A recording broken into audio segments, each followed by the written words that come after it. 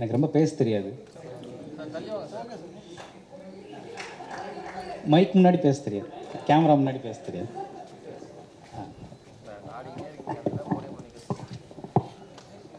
படத்தை பற்றி ட்ரெய்லர்லாம் நீங்கள் பார்த்துருப்பீங்க. படம் மேலே உள்ள கான்ஃபிடென்ட்லாம் உங்களுக்கு முன்னாடியே போட்டு காமிக்க போகிறோம். நீங்கள் பார்த்துட்டு சொல்லுங்கள். எனக்கு ஃபஸ்ட்டு இதை நான் இந்த ஸ்டேஜ் இது என்னோடய ஃபஸ்ட்டு ஸ்டேஜ். நான் இதுக்கு முன்னாடி 2 படம் பண்ணியிருக்கிறேன். இது என்னோடய 3வது படம். ஆனால் இதுதான் எனக்கு ஃபஸ்ட்டு ஸ்டேஜ்.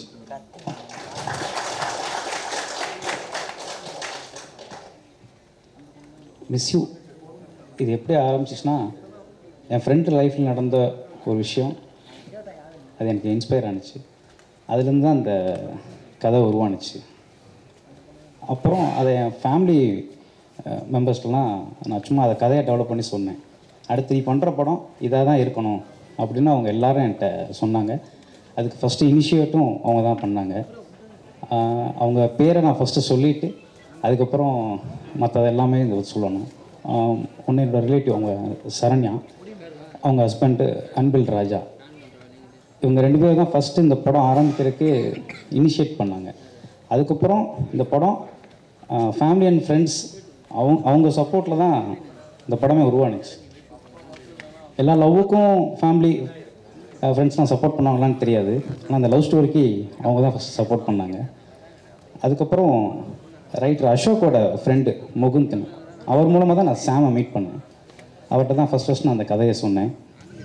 அப்புறம் கேட்டோன்னே எனக்கு ஃபஸ்ட்டு சாமும் அவங்க ஒய்ஃப் மோனிகா 2 பேரும் தான் கேட்டாங்க. ஃபஸ்ட்டு ரசிகை மோனிகா மேம் தான் இந்த கதையை கேட்டு. அவர் கால்குலேஷன் பண்ண ஆரம்பிச்சிட்டார், இதுக்கு எவ்வளோ ஆகும், என்ன பட்ஜெட்டில் பண்ணலாம் அப்படின்னு. மோனிகா மேம் தான் அப்போவே எனக்கு தெரிஞ்சிருச்சு இவங்க ஓகே பண்ணிடுவாங்க அப்படின்னு. ஏன்னா நாங்கள் அங்கே ஓகே பண்ணிட்டோம். ரொம்ப தேங்க்ஸ். சாமை பற்றி நான் சொல்லணுன்னா, நான் லாஸ்ட் படம் சௌத்ரி சார்கிட்ட ஒர்க் பண்ணேன். அவரை பற்றி அவர் ஒரு விஷயம் கமிட் பண்ணால் அதை செஞ்சிருவார். இந்த மிஸ் யூ படத்தோட ப்ரொடியூசர் சாமுவேல் மேத்யூ ஒரு விஷயத்தை செய்ய முடியுங்கிறத தான் கமிட்மெண்ட்டே பண்ணுவார்.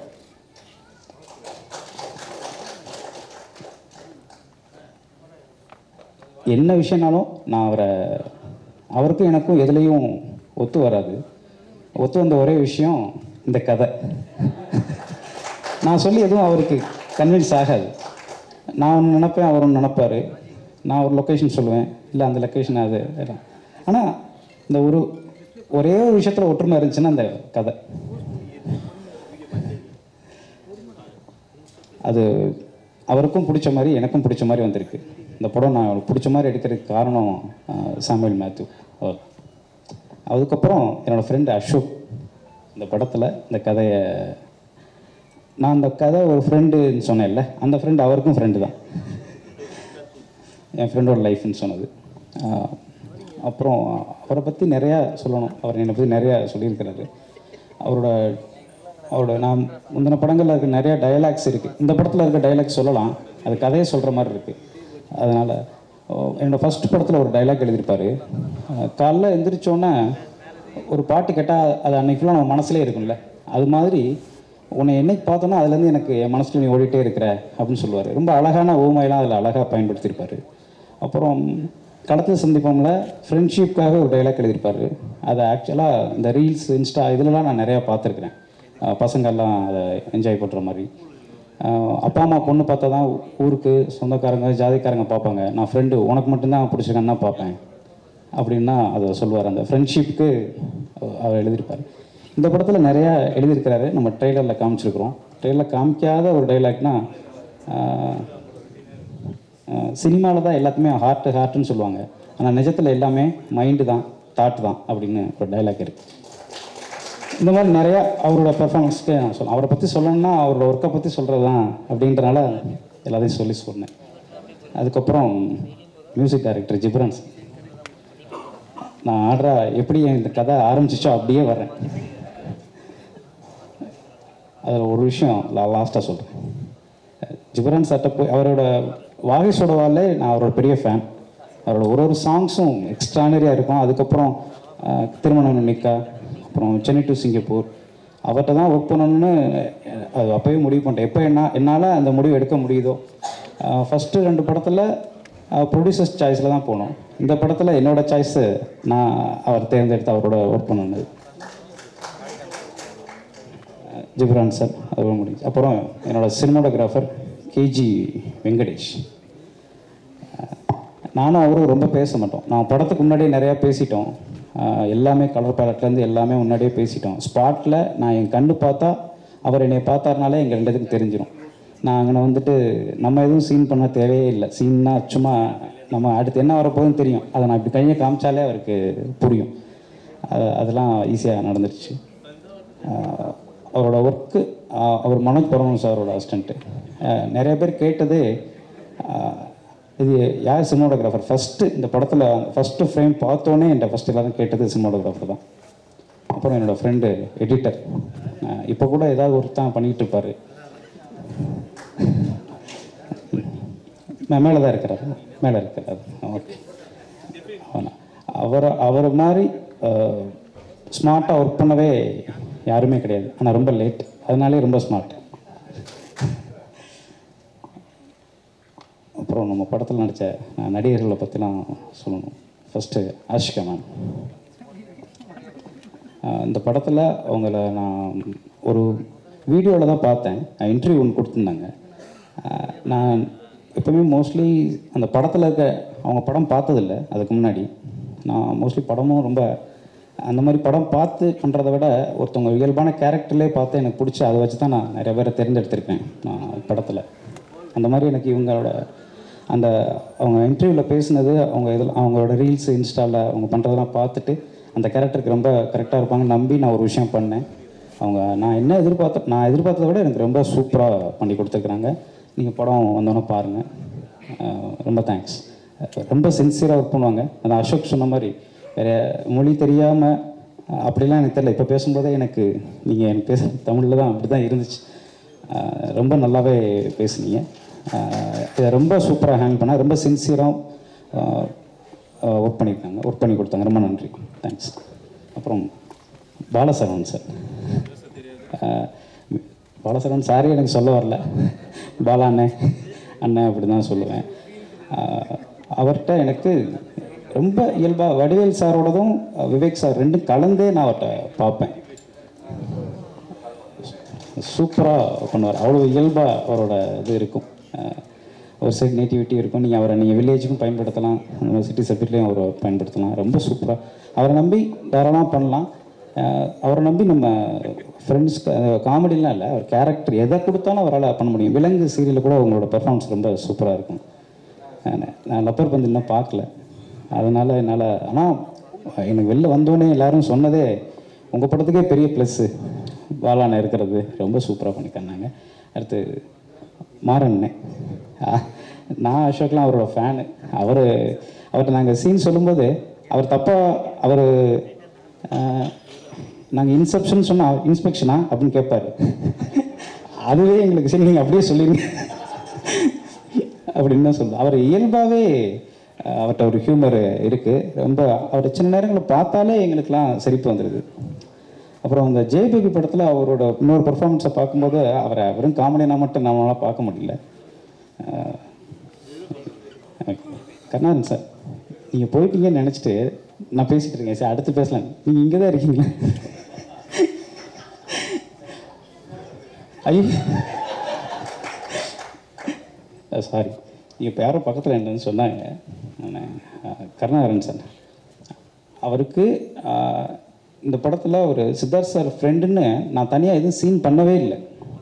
ஃபஸ்ட் டைம் பார்க்கும்போதே அவங்க 2 பேரும் ஃப்ரெண்டு மாதிரி தான் இருக்குது. யாரும் சில பேர்கிட்ட மட்டும்தான் நம்ம பார்த்தோன்னே ஃப்ரெண்ட் ஆகிரும்ல, அது மாதிரி சித்தார்த் சாருக்கும் கருணாகரன் சாருக்கும் இருக்கிற அந்த ரேப்போ. அவரே இந்த இதில் யார் பண்ணுறாங்கன்னு கேட்டார். நான் 2-3 ஆப்ஷன்ஸ் வச்சுருக்கேன்னு சொன்னேன். அவர் கண்ணை மூட்டு ஒரே ஒரு ஆப்ஷன் மட்டும் தான் சொன்னார். அவர் ஏன்னா நீங்கள் அந்த ஃப்ரெண்ட்ஷிப்புக்குன்னு பெரிய சீனே பண்ணல, லவ்வுக்கு தான் எல்லாமே பண்ணியிருக்கீங்க. ஃப்ரெண்ட்ஷிப்புங்கிறது பார்த்தோன்னே நம்பணும் அப்படின்ற ஒரு விஷயம். ஒரு கருணாகரன் சார் இருந்தார்னா ரொம்ப ஆப்டாக இருக்குன்னு அவர் தான் ஃபஸ்ட்டு எனக்கு சஜஸ்ட் பண்ணார் அந்த இதில். அப்புறம் சஷ்டிகா கூட ஆக்சுவலாக நான் ஃப்ரெண்ட்ஸாக பசங்களாகவே வச்சுருந்தோம். நீங்கள் என்ன பாய்ஸ் செகண்டரி ஸ்கூலான்னு கேட்டார் என்கிட்ட. ஆமாம் சார் அப்படின்னு சொன்னோம். அப்புறம் கண்டிப்பாக ஒரு பொண்ணு அந்த கேரக்டர் பண்ணான் அப்படின்னு. நான் சஷ்டிக்காக நான் இன்டர்வியூலாம் பார்த்துருக்குறேன், அவங்க பேசுகிறது இதெல்லாம். நான் படமாக பார்த்ததில்ல. அதனால் அவங்க வந்தாங்களே அவ்வளோ எனர்ஜியாக இருக்கும். இந்த பாலான்னு சொன்னார்ல, எங்கெல்லாம் சேர்த்து அடுத்த படத்தெல்லாம் இருக்க மாட்டாருன்னு. இல்லை இருப்பீங்க, ஆனால் வேறு வேறு இடத்துல வச்சுருப்போம், ஒன்றா வைக்க மாட்டோம்.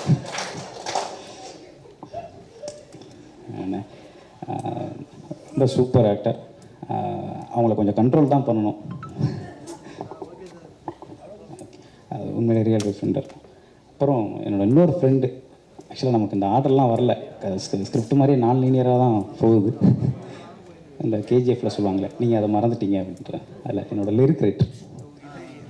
ஆமாம், அவரும் ப்ரொடியூசர் பேரை மறந்தார். அவர் இன்னும் பேமெண்ட் வாங்கலை. அவர் படத்துக்கு காசு சம்பளத்தை பற்றி பேச மாட்டார், ஃபஸ்ட்டு ஒர்க் தான் பண்ணுவார். அதனால் ப்ரொடியூசர் பேரை மறந்துட்டீங்களா, கடைசியாக சொன்னீங்களே. ஆனால் இப்போ அவரும் ப்ரொடியூசர்ஸுமே ரொம்ப ஃப்ரெண்டு. வேறு நிறைய ப்ராஜெக்ட் அவங்கவுங்களும் சேர்ந்து தான் பண்ணிகிட்ருக்குறாங்க. ஆனால் எனக்கு அசோக் மாதிரி எனக்கு லிரிக் ரைட்டர் மோகனும் எனக்கு ரொம்ப ஃப்ரெண்டு. நிறையா மறந்துடுவேன் ஃப்ரெண்டாக இருக்கிறனாலே. நம்ம ஆள் தானே, பக்கத்தில் இருப்பாங்க அப்படின்றனால மறந்துடுவேன்.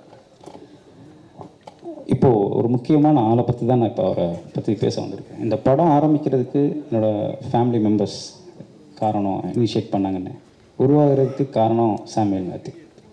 இந்த படம் மேலே எனக்கு நம்பிக்கை வர்றதுக்கு காரணம், இந்த படம் வந்துடும், இந்த படம் சூப்பராக வந்துடும் அப்படின்னு எனக்கு நம்பிக்கை வந்தது சித்தார்த் சார். சித்தார்த் சார்ட்ட கதை ஓகே பண்ணோன்னே எனக்கு இந்த படம் வந்துடும் அப்படிங்கிற எங்களுக்கு அந்த நம்பிக்கை வந்துடுச்சு. எங்கள் டீமில் இருக்க எல்லாருக்கும் அவர் ஒரு பாசிட்டிவான ஆள். அவர் உள்ளே வந்ததுக்கப்புறம் தான் எல்லா பாசிட்டிவான விஷயமும் நடந்துச்சு. எங்களுக்கு இருக்க எல்லா தடையும் போய் இந்த படத்தில் அவர் ஹீரோ, ஆனால் எங்களுக்கு பெரிய மாரல் சப்போர்ட். அவ்வளோ இடத்துல எங்களுக்கு அவ்வளோ ஹெல்ப் பண்ணியிருக்கிறாரு. அவரை பற்றி ரொம்ப பேசினேன்னா கூட, அவர் இந்த சாக்லேட் பாயின்னு சொன்னால் கூட நான் அதை பெருசாக இது பண்ணுறதில்ல.